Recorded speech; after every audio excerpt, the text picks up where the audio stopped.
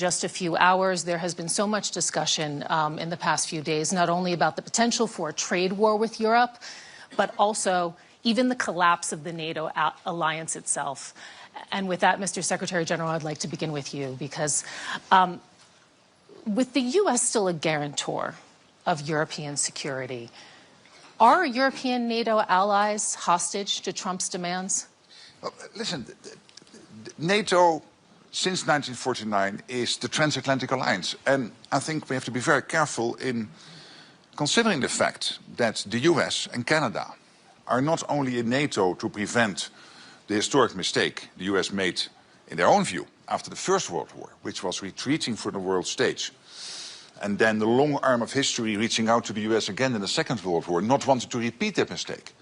They are in NATO because NATO is crucial not only for the defense of Europe, but also for the defense of the United States. For the United States to stay safe, you need a safe Arctic, a safe Atlantic, and a safe Europe. And all the military and all the politicians in the US know this, and we really have to be mindful of this. So when the question is Europe safe? Yes, Europe is safe because of what Europe is doing itself within NATO, but also because we have that strong transatlantic relationship. But we know the history, we know the stakes. Let's talk about the current dynamics. And I'd like to ask you, for perhaps a bit of reflection here, did you ever think that you would ever see one NATO member threaten the territorial integrity of another? I mean, you have now the Prime Minister of Greenland telling his public an attack cannot be ruled out. Listen, my role as NATO Secretary-General, when there is tension within the alliance, it has been there in the past between Greece and Turkey, there have been other moments when there was tension, then my predecessors always took the view that they should not comment on that in public. That's impossible.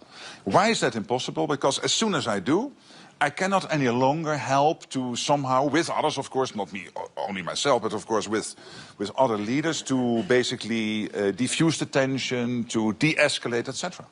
That's why you will not hear me comment. You can be assured that I'm working on this issue behind the scenes, but I cannot do that in public.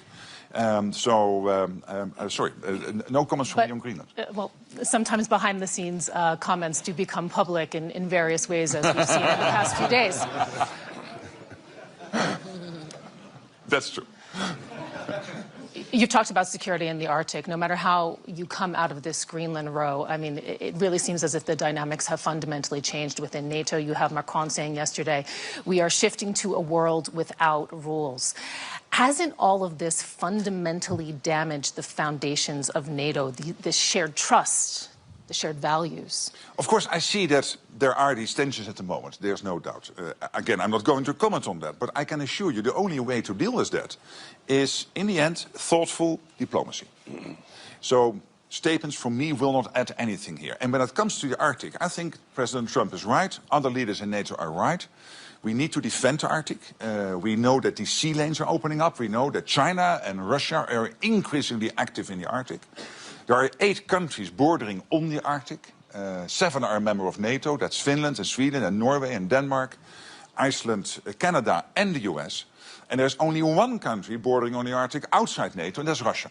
And I would argue there is a 9th country, which is China, which is increasingly active in the Arctic region. So President Trump and other leaders are right. We have to do more there. We have to protect the Arctic against Russian and Chinese influence. And that's exactly what NATO ambassadors decided to do in September. We are working on that, making sure that collectively will we defend the Arctic region. I'd like to turn to Poland now. You have traditionally been furiously pro-American in terms of, efforts to keep them on board as a guarantor of security in Europe. You've termed the Greenland dispute, and again, this was a comment that I understand you made last week, a matter between the Danish Prime Minister and President Trump. Just briefly, do you still stand by that after everything that you've seen in the past days and weeks? Of course, United States of America are the most important Polish bilateral ally, but we also appreciate a lot NATO. We are the part of NATO, and we feel responsible for NATO. This is the biggest alliance in the history of 20th century. I think, like Mark Rutte, NATO is stable, NATO is solidifying, but we of course recognize some problems about the Greenland. And I'm looking at the problem of Greenland from the strategic side. We have Chinese, we have Russian. We feel in Poland Russian threat for free centuries even, and we understand it at all in eastern flank of NATO. And if we consider, ladies and gentlemen, that global GDP is consisted of 15% of right. European Union involvement and 15% of United States of America involvement, but according in terms of security, United States of America paying 65% for NATO and Europeans 35%, we have to consider what Donald Trump would like to say about the security, because he's responsible for security of the world as the leader, and he would like to support. Do you really think you can stay out of this?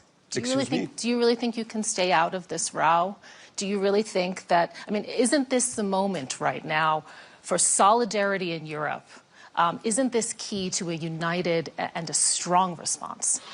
There is the necessity of solidarity in Europe, but there is also the necessity of building the good transatlantic relations. And I think that transatlantic relations are very important. We know in Europe, Alex, all my European friends knows how many mistakes had Europe done after and before 2022, and Donald Trump tried to convince our European partners